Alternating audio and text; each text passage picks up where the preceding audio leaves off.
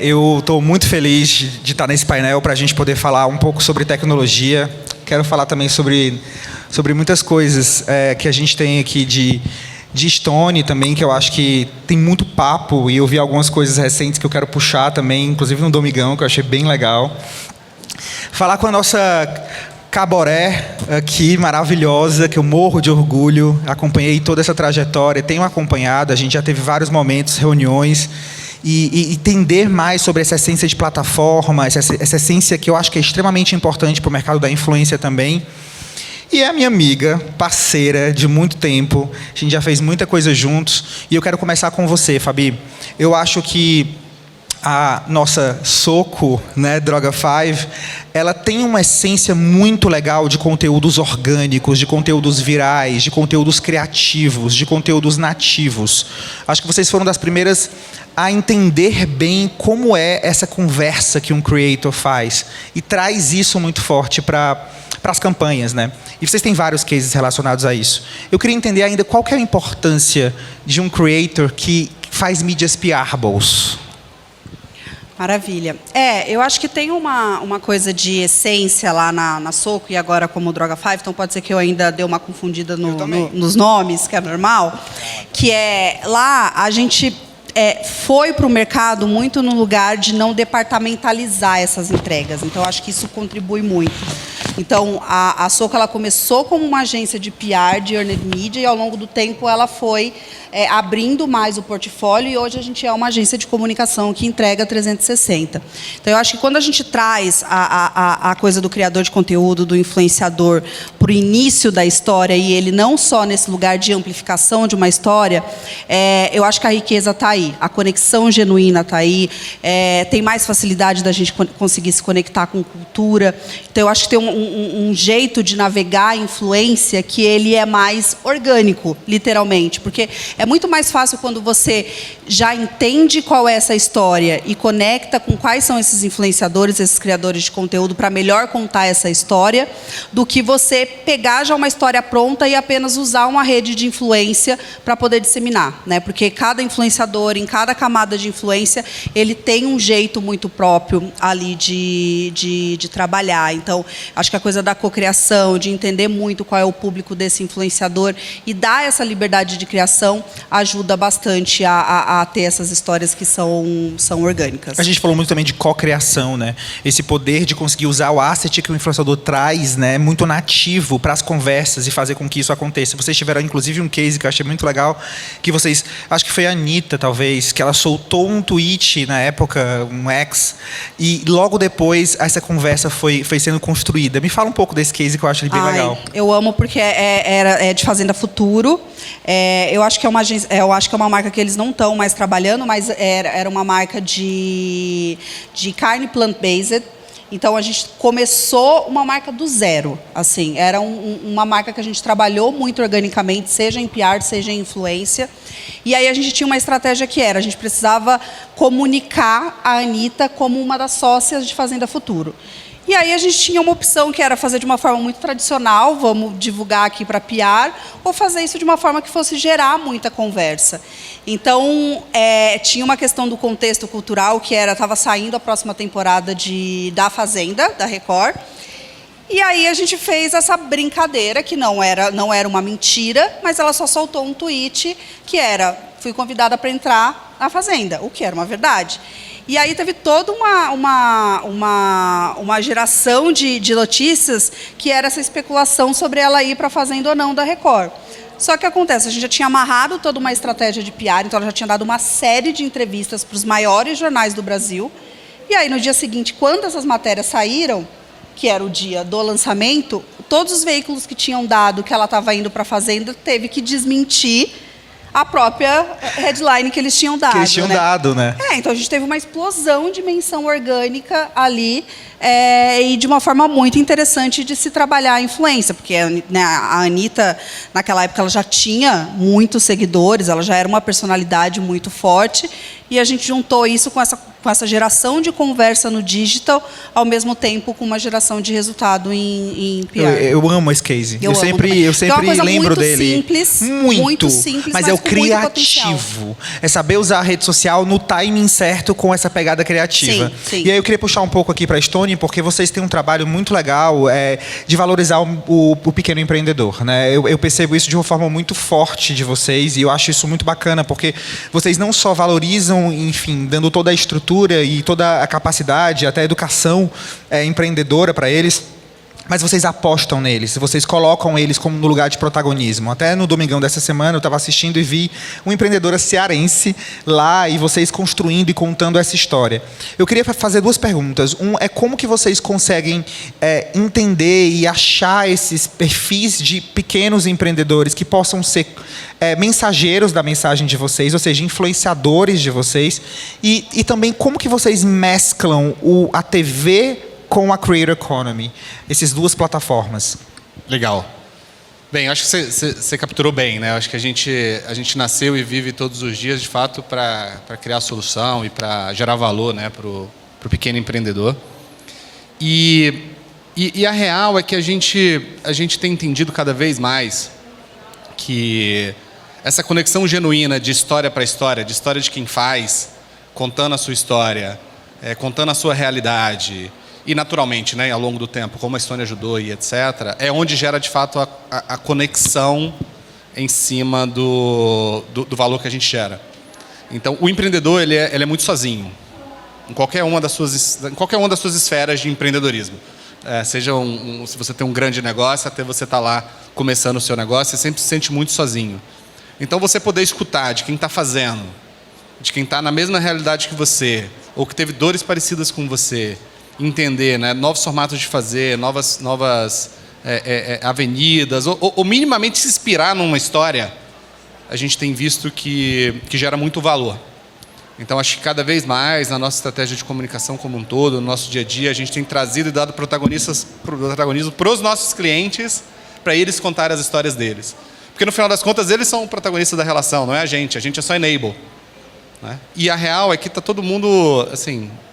Ninguém quer também ficar ouvindo toda hora a história da marca, entendeu? Então, assim, a gente não é o protagonista dessa história. O protagonista, ele é o empreendedor. E quanto mais eles crescem, vocês, consequentemente, estão crescendo junto, né? Então, a gente tentou inverter essa lógica de ser menos... falar menos da gente o tempo inteiro, menos autocentrado, e vamos falar mais do nosso cliente, de fato, da história dele. E aí, naturalmente, né, o quanto que a gente ajudou aquela história a prosperar. Então, acho que essa é uma mudança que a gente tem perseguido ao longo do tempo, e a gente tem visto que, primeiro, torna a marca cada vez mais genuína, mais verdadeira, gera mais conexão. Então, acho que é um negócio bem... E esse mix que vocês usam bastante da TV com o influenciador, e depois vocês estão no reality, qual o critério, assim, de avaliação? O que é que você busca em cada canal? Perfeito. É interessante, né? Porque essa história eu vou dar dois exemplos, né? De como que a gente usa as duas coisas e como que as coisas elas podem ser complementares, né? O Domingão é um exemplo mais recente, né? O Luciano Huck ele é um excelente contador de história. Talvez hoje ele é um dos maiores storytellers que tem no Brasil, né? Então, se existe um lugar na TV para você poder contar uma história, é com ele. Então, a gente escolher estar lá era com o propósito de fato, contar essas histórias. Então, já foi tudo pensado desde a hora que... não, por que a gente tem que ir para o Domingão? Porque se a gente quer contar as nossas histórias para o cliente, fazer elas alcançarem um nível nacional, se existe uma plataforma na TV, é lá. Uhum. Então, essa é uma forma de pensar. A outra forma de pensar, conectando com o BBB e etc., e também nesse lance de dar protagonismo com o cliente, né? No último BBB, a gente fez uma campanha que todo empreendedor, ele já nasce criativo, né? Então, você já vê memes e memes na internet sobre empreendedores usando a criatividade para vender os seus produtos. Por que a gente não dá protagonismo para essas histórias?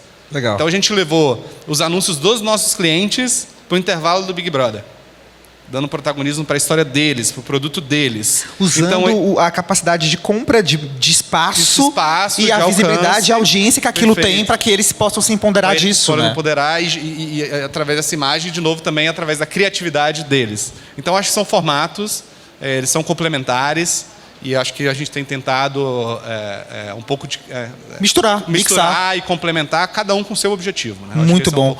Eu queria falar um pouco sobre tecnologia, né? Cada vez mais a inteligência artificial está explodindo e eu até falei numa palestra anterior que quanto mais cresce a inteligência artificial, tem 2 Cs que se mantêm muito forte, que é criatividade e curadoria, né? Isso é muito importante. Eu queria entender um pouco qual o parâmetro que tu traz sobre esse mix, desse crescimento exponencial da inteligência artificial, da tecnologia, versus a capacidade criativa, o olhar mais genuíno, mais humano, mais talvez tailor-made, assim, como que cria essa equação, né? Como que dá esse balanço, desse equilíbrio entre essas duas frentes?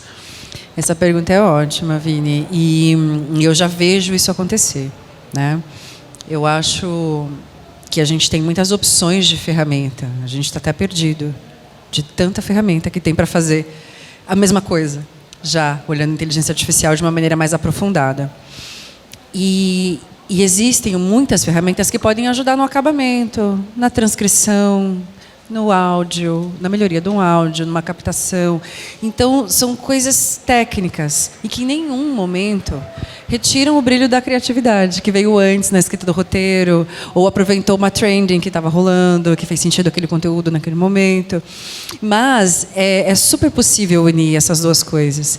E eu falei no Web Summit esse ano que quando a gente olha a pauta tecnologia, existem dois degraus que a gente tem que olhar acompanhado, que é a criatividade humana e, acima disso, a criatividade dos brasileiros. Porque é algo realmente a ser estudado. A gente está acima da média global. Então, a gente vai ter muito trabalho de ensinar a inteligência artificial a pensar com a nossa piada interna num país continental que tem muita diferença regional dentro dessa mesma piada. E na nossa velocidade, né? Porque na nossa velocidade, né? É muito rápido os assuntos, assim, que às vezes você fica, gente, mas eu vi isso aqui ontem, hoje já tem 3 Como também coisas tudo novas. passa muito rápido, né? E você sabe uma coisa que eu acho que a AI ajuda um pouco várias vezes no meu dia, e olha que eu trabalho com isso, tem uma plataforma de criação de conteúdo em tempo real, de gestão e metrificação de conteúdo em tempo real. E eu trabalho com isso, mas às vezes eu me pego e penso, como é que essas pessoas conseguiram fazer isso tão rápido? Que tempo que elas tiveram? Como assim? É uma loucura. É uma loucura. E aí é um pouquinho conectado com isso que a gente está falando aqui, que é ferramenta para tudo, para ajudar. Mas realmente tem que ajudar a impulsionar a criatividade. E eu acho que a gente, nessa corrida, a gente já saiu na frente. Uhum. Não, com certeza. Eu acho assim que é muito importante esse equilíbrio, né? Essa dinâmica de equilíbrio que a gente consegue fazer, porque, na verdade, a gente também é muito tendencioso às tendências, do tipo, não, agora é tudo isso. Não, agora é assim. E na verdade, o que eu percebo muito, até quando eu fiz essa pergunta para trazer esse gancho da TV, é que eu acho que o mix e mesclar um pouco de tudo isso é muito estratégico também, né? Ele é muito fundamental. E aí, Fabi, até te perguntar, qual que é o maior desafio hoje em criar narrativas para as marcas que são impulsionadas pela tecnologia, pelo digital, mas também percebidas genuinamente e orgânicas pelo público? Olha, eu acho que tem um ponto que é a coisa da tendência. Porque, assim, geralmente, quando uma marca chega na tendência, a tendência acabou. É um fato, porque é difícil você colocar a marca na mesma velocidade que o conteúdo está sendo produzido hoje. Assim, é muito difícil. E é difícil, não é porque a marca não quer ou porque as agências não são eficientes. Porque tem uma série de coisas. Porque para você relacionar uma marca, pode falar melhor sobre isso, com um influenciador, não é vou pegar esse influenciador que fez esse conteúdo aqui e colocar ele para fazer um conteúdo da minha marca. Tem uma série de análises que você precisa fazer, senão você acaba com a reputação de uma marca que está sendo construída há anos. Então, tem esse cuidado. E eu acho que a tecnologia ela ajuda nisso, a dar mais agilidade para esse processo, a dar agilidade para essa análise de dados, mas eu também acho que ela não vai substituir jamais essa curadoria humana, esse olhar humano, porque no final do dia passa muito por esse lugar de vivências de quem está fazendo aquilo, de aprovações de quem está fazendo aquilo. Então, eu acho que a tecnologia ela contribui para a velocidade, para dar mais agilidade, para que as marcas consigam entrar em conversas que não seja já no final dela, quando ela já está acabando, mas sem perder esse carinho e esse olhar humano que é tão importante para que, de fato, consiga conectar a marca com as pessoas. A gente fala muito de brasilidade, né? Nós somos um país continental, temos muitos Brasis dentro desse Brasil. A nossa agência chama Sotaque por causa disso, né? A gente conecta sotaques brasileiros e influência brasileira. A Stone é uma marca hoje que ela fala, como a gente acabou de falar, com o Brasil como um todo, né? Com aquele empreendedor que mora no interior e que ele tem ali uma vontade muito grande de movimentar o negócio dele, de crescer o negócio dele, e fala muito para as regiões, né? Para os regionais. Qual que é o maior desafio hoje de uma marca que quer falar com todo brasileiro? Boa pergunta, né? Talvez essa é uma grande pergunta que a gente tem lá no nosso dia a dia, né? Que eu acho que não só falar regionalmente, mas no nosso caso é ainda falar com públicos muito distintos. Quem está começando o seu negócio, quem tem um negócio mais maduro, quem está tentando pela terceira vez um negócio diferente. E as dores são distintas ao longo dessa jornada, né? Eu acho que tem uma coisa que a comunicação e a dinâmica das redes tem ajudado hoje em dia, é a gente poder ganhar escala com personalização, eu diria. Acho que as meninas falaram um negócio super legal, né? Que a dinâmica da AI ela ajuda a gente muito a fazer uma boa curadoria, ajuda a gente a ganhar produtividade. Então, eu acho que hoje o que a gente tem tentado fazer para chegar lá é como é que a gente entende melhor o nosso público e usa essas ferramentas para isso. Como que a gente usa cada vez mais diferentes formatos de comunicação, diferentes creators, diferentes influenciadores que falam com cada um desse ecossistema que a gente quer interagir. Já não existe há muito tempo, né, o tal do one size fits all, né? É muito difícil você encontrar numa variedade que tem hoje de comunidades, de pequenas comunidades dentro do nosso ecossistema, nomes que a gente consegue ampliar todo mundo. Então, acho que é um pouco disso. Assim, a gente tem tentado cada vez mais usar ferramentas, usar dado para entender cada um desses públicos muito bem, né? Para poder gerar autenticidade na nossa criação de conteúdo, para poder falar com cada um deles. Então, isso eu acho que por onde a gente tem ido, sem perder a autenticidade da marca, né? Porque também, se você fica o tempo inteiro só tentando otimizar para quem você fala e etc., você perde completamente a sua identidade e a sua unicidade. Então, mas acho é que uma estratégia boa essa de olhar para os nichos, né? Que vocês fazem, olhando realmente para as histórias se conectarem na realidade, né? Olha, parecido com passei por isso, estava com esse perrengue ontem. Exato. Super. E eu até ia te fazer uma pergunta relacionada a isso, que é qual é o maior risco dessa digitalização excessiva, né? Assim, no olhar de tipo como as marcas elas podem evitar cair em armadilhas onde eles priorizam o algoritmo e esquecem da conexão humana, no teu ponto de vista. Eu gosto bastante da resposta que a Fabi trouxe. A gente sempre vai ter que mixar, apesar de ter uma plataforma que a gente construiu dentro de casa, observando a ação. Sempre vai ter ponto que eu preciso colocar um CS, que a gente chama, né? Um atendimento, um client success, para ajudar. Nem que seja porque seja para o cliente conseguir ler as 44 métricas que a gente tem no nosso relatório. Às vezes, a pessoa que vai aprovar é uma pessoa de outro setor, que não sabe ler o que significa uma taxa de engajamento. Então, tem que extrair insights. E a tecnologia pode nos ajudar. A AI pode dar uma resumida aqui, ver essas histórias, mas, realmente, quando a gente sabe os objetivos da marca, tem um relacionamento de longo prazo, a gente consegue ir um pouco mais além, né? Olha, esse aqui não deu certo para essa, mas se a gente mudar isso para a próxima, acho que melhora. Ou então, vamos ampliar essa outra frente que a gente não tinha pensado. Então, é um mix real que tem que acontecer. Mas eu acho que a tecnologia nos ajuda a, pelo menos, acelerar o trabalho e trazer a produtividade que o Rodolfo falou, limando algumas coisas óbvias que os dados já podem trazer, né? Olha, não quero essa região, não quero esse tamanho, não quero essa como eu posso dizer, esse jeito de falar, alguma coisa assim, a gente dá uma limada e aí entra para olhar a curadoria com um pouco mais de qualitativo, né? Fabi, a gente está no mercado de influência já faz um tempo, né? Então, assim, principalmente depois da pandemia, depois da pandemia, até agora, é pouco tempo para tanta mudança dentro do mesmo mercado. No teu olhar, o que é que mais mudou dentro do universo da influência ao longo dos anos? Tipo, o que funcionava que o que agora não funciona? Ou o que você acha que é a tendência atual? sem dúvida, as comunidades, porque eu acho que a gente foi de um lugar em que a influência ela era pura ostentação, né? Então, meu dia glamuroso, bolsas, recebidos. Depois ela foi para o lugar das grandes celebridades, dos grandes nomes, com milhões e milhões de seguidores, porque alguns clientes olhavam só para números, e hoje tem esse lugar da conexão mais genuína, de você ter a sua marca trabalhando para diferentes comunidades e entendendo o que cada uma dessas comunidades precisa. Porque hoje é isso, o Brasil, o último dado que eu tenho, a gente tem mais influenciadores do que médicos e advogados. Se eu não me engano, é o segundo maior país no mundo com o maior número de influenciadores. Acho que perde para a China, só se eu não me engano, China ou Coreia. Parece que passou. Passou? Então, é um absurdo. Não é um absurdo, é a realidade e está tudo bem.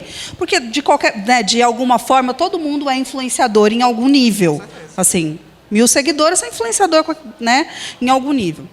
Mas a questão da comunidade, eu acho que ela está muito nesse lugar do... É tanto conteúdo, mas tanto conteúdo que você é impactado hoje em dia, que quando você abre seu TikTok ou abre seu Instagram e você vê uma marca que ela traz um conteúdo que você fala, gente... Era isso aqui que eu queria ver, era isso que eu estava precisando.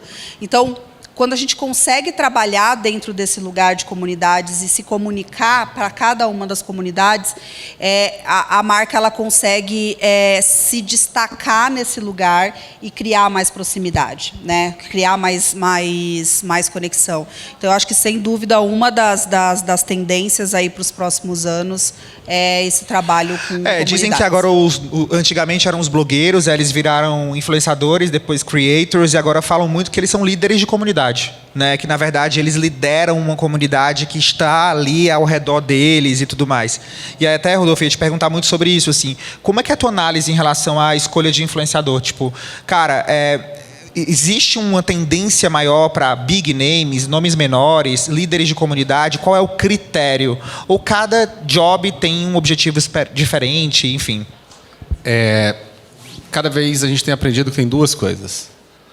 Tem uma diferença grande entre influência e criador de conteúdo. Os algoritmos eles têm cada vez mais otimizado pelo formato, né, de vídeo, e isso favorece muito a criação de conteúdo. Então, existe uma camada que é, sim, a gente usar cada vez mais criadores de conteúdo para a comunicação do dia a dia. E aí o critério é muito sobre a capacidade daquele creator de criar um conteúdo relevante, um conteúdo legal, um conteúdo que engaja, um conteúdo voltado para o algoritmo, e está tudo bem. Essa camada ela funciona para isso. E aí sim existe uma segunda, que é essa dinâmica de criação de comunidade e de influência, que aí serve para outra coisa, que aí é de fato conexão real, influência, e aí a gente conseguir conectar a marca, né? Você doar, né? A marca doa para aquele influenciador doa para a marca, e aquela comunidade ela interage com aquilo. Então, para a gente tem ficado cada vez mais claro que existe essa separação. As duas coisas elas vão acontecer, né? Porque sim, existe a dinâmica de você engajar, do algoritmo e etc. Mas não dá para confundir as duas coisas. Assim, eu acho que o perigo está quando você confunde.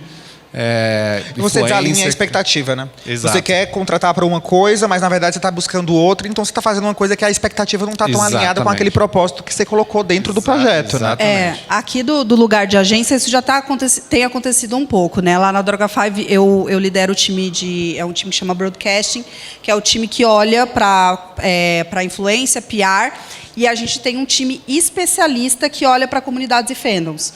Porque é um time que é outro tipo de relação, é uma relação muito tailor-made, assim. Total.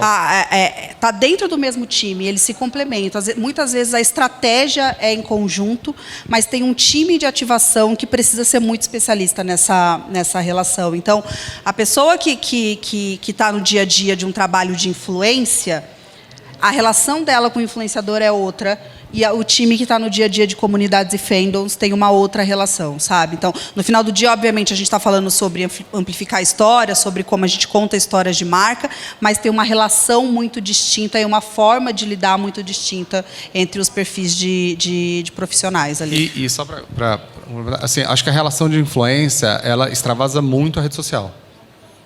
Então, essa também é uma coisa distinta, né? Quando você tem um influenciador de uma comunidade, ele não necessariamente vai se restringir a uma criação de conteúdo dentro de uma plataforma.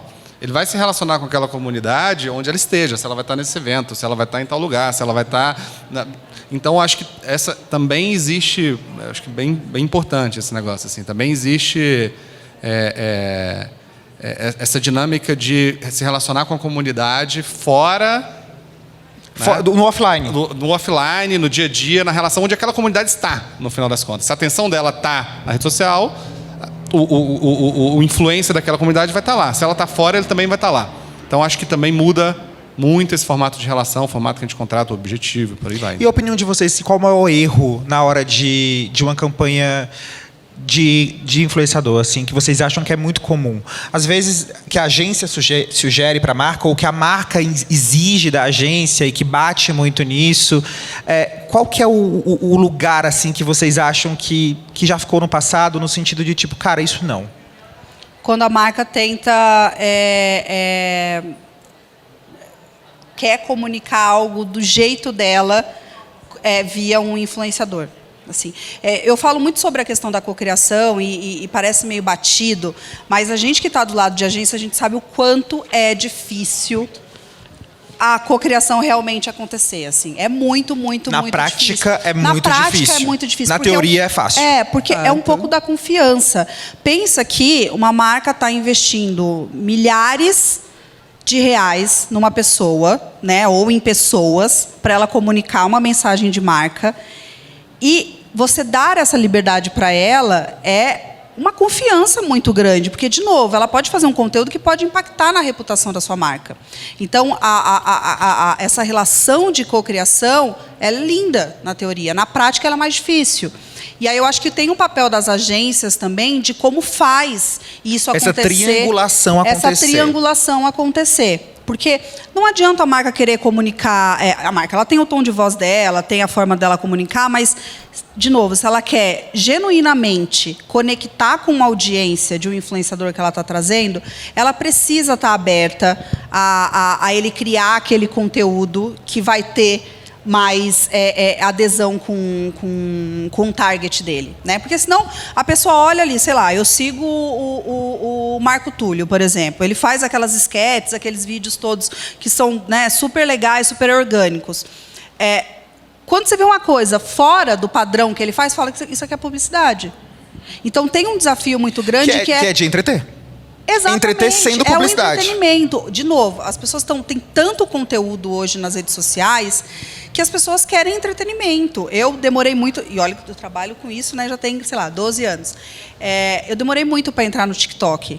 Quando eu entrei, eu falei, gente, como que eu não descobri isso aqui antes? Assim, do tipo, eu entro no TikTok só para dar risada. Assim, pego lá minha meia horinha e vou dar meia hora de risada aqui, porque você está em busca de entretenimento. Eles se falam como plataforma de entretenimento, Exatamente. Não são nem rede social. Exatamente. E a opinião de vocês em relação aos erros comuns em trabalhar a influência? Eu concordo com ela, eu acho que é tentar controlar a narrativa o tempo inteiro, a minha marca, é o que eu falo, assim, esquece. Acho que você tem que definir os boundaries, né? Mas não necessariamente buscar controle.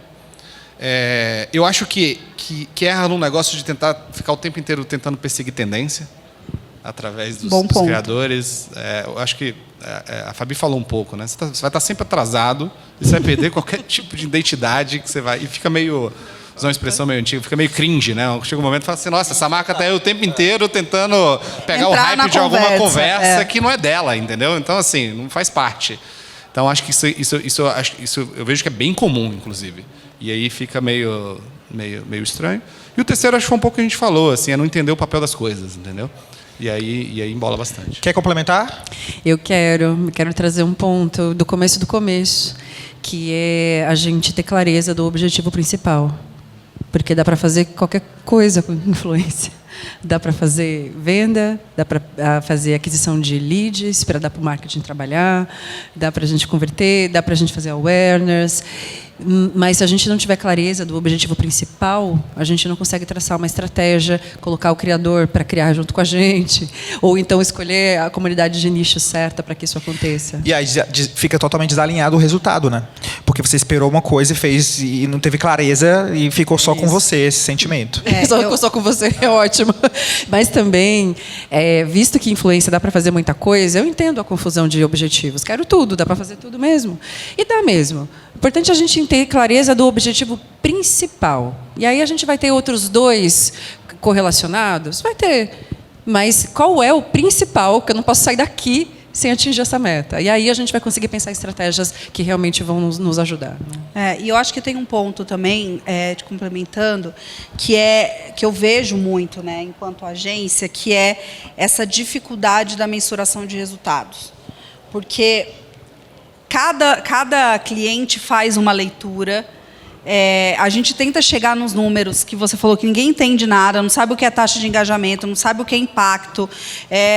Enfim, em alguns lugares a gente tenta fazer uma leitura de influência junto com mídia, que eu acho que sim, tem uma evolução desse lugar, né, principalmente quando a gente fala de budget, né, e tudo mais, de verba de mídia ali, da influência nesse lugar, mas que a gente precisa evoluir também a forma como a gente faz essa mensuração de resultado, porque acho que a influência a gente foi tentando encaixar essa mensuração de resultados em métricas que já existia do mercado, e às vezes a gente acaba se perdendo um pouco, porque às vezes a gente seta um objetivo no início e quando a gente vai fazer a mensuração de resultado, a gente lê uma outra coisa que não a leitura não teve, que não era isso, entendeu? Não, mas você sabe que a gente em 6 anos de mercado, a gente parou tudo para criar um dashboard de metrificação em tempo real, porque a gente entendeu que essa era a maior dor do mercado. A gente estava construindo a nossa plataforma, enquanto fazia, ouvindo a nossa operação, com o time de produto interno, construindo.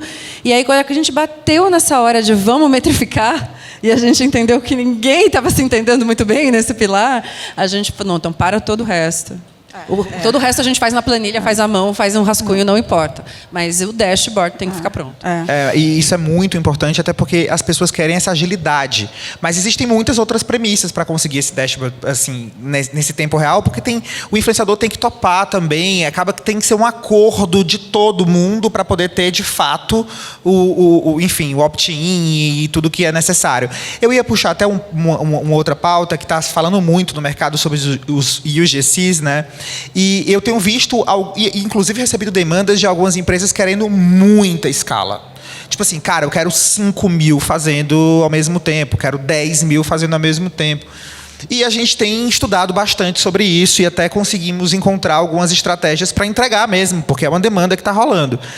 Mas eu fico tão desconfortável porque eu fico muito preocupado com a questão dos disaster checks e com a questão toda da reputação que a marca tem de se associar. Por exemplo, o Felca mesmo acabou de lançar um vídeo que é super importante falando da questão da adultização de crianças. E aí, quando você vai fechar um número, por exemplo, de 10 mil creators falando, eu acho que o critério de avaliação e disaster check daquele perfil cai muito, porque você não vai conseguir fazer esse tipo de trabalho de realmente analisar os perfis que a gente precisa analisar. E aí você acaba entrando com um perfil que, por exemplo, às vezes a AI lê só feed e nos stories o cara está falando mais um monte de baboseira. Qual que é a opinião de vocês em relação a isso? Assim, eu estou ainda querendo ouvir mais para entender e estudar mais sobre esse lance de grande escala. Eu, como uma pessoa de PR, que a primeira coisa que eu olho é me perguntar se vai dar crise ou não vai dar crise, porque senão depois sou eu que vou ter que resolver a crise também do mesmo jeito. Eu tenho pontos também, porque é isso. Eu acho que tem uma análise ali das pessoas que só o humano consegue fazer, entendeu? Assim, eu tenho um pouco de receio de deixar tudo isso na mão de uma inteligência artificial, sem ter um olhar humano final ali para dizer se todos aqueles, que seja 5 mil nomes, divide, sei lá, em quantos times, mas que precisa dar um check final se aquilo ali faz sentido ou não. É igual também a mesma coisa vale também um pouco para a coisa de querer entrar em qualquer conversa. Porque também você querer entrar em qualquer conversa, você também corre o risco de colocar a sua marca dentro de uma conversa que vai te gerar uma crise reputacional. E é muito mais difícil você resolver uma questão de reputação do que você só deixar passar uma trend e não ser a marca que entrou ali naquela conversa, sabe? O que vocês acham? Eu acho que assim, Isso é uma estratégia antiga, né? Esse é o famoso blast, de outrora, e gerar alto alcance no intervalo de tempo muito curto, onde a atenção das pessoas está. Quando estava na TV, você gerava um intervalo de 4 minutos no Fantástico, conseguia isso. Depois com o YouTube, enfim, isso mudou e hoje, como a atenção está nas redes sociais, ela está no Create, você tenta replicar o mesmo formato para lá. Eu acho que vai ter cada vez mais demanda para se chegar lá. As marcas vão querer cada vez fazer mais. Então, por um lado, eu vejo um perigo, concordo 100% com vocês. Por outro lado, eu vejo uma oportunidade, especialmente para quem está trabalhando do lado de construir ferramenta para curadoria, de usar cada vez melhor as ferramentas de inteligência artificial, etc., para fazer essa curadoria, porque, assim, eu acho que é um caminho que é tendência, que tem lastro, e acho que o objetivo é, beleza, como é que a gente contorna os desafios, entendeu? De curadoria, etc. E você, Rua? Bom, realmente eu vejo essa tendência acontecer agora, mas eu volto para a nossa primeira questão de olhar qual é o objetivo. Porque, a depender do objetivo, e eu acho que é isso que está sendo analisado por essas marcas que estão cada vez mais querendo fazer IOSG, que o objetivo é clique no link e eu estou disposta a arriscar algumas premissas em nome disso. Porque o meu CEO está aqui me cobrando o resultado de venda, que isso foi para o marketing agora, antes era exclusividade do comercial, hoje não é mais. Então, tem aqui o meu CEO me cobrando venda, então eu preciso abrir mão de algumas coisas para correr mais rápido, né? A gente corre mais rápido, quebra umas coisas, mas entende o resultado. Então, entendendo o motivo e o principal objetivo dessa questão, eu acho que as marcas que procuram e olham essa necessidade de fazer em grande escala, está disposta a correr alguns riscos para poder entregar o resultado final que está sendo exigido internamente. Muito bom. Gente, eu amei esse papo, foi maravilhoso, eu adorei poder aprender com vocês, porque cada um trouxe aqui um pouco da sua essência e são bem complementares, né, de marca, de tecnologia e de agência. E eu acho que o que a gente tira muito de lição aqui é sobre equilíbrio, né? É sobre equilíbrio um pouco de tudo e também principalmente sobre o foco naquilo que você se comprometeu lá no começo de alinhamento de expectativa. Eu acho que isso para mim ficou muito claro assim, e ficou muito bom também de entender que não tem regra. Né? A regra é o que você quer alinhar e como você vai chegar nisso e de que forma você vai buscar os resultados que você precisa buscar, abrindo mão de premissas ou seguindo as premissas que são colocadas. Brigadíssimo, espero que vocês tenham gostado. Obrigada. E já tem mais painel.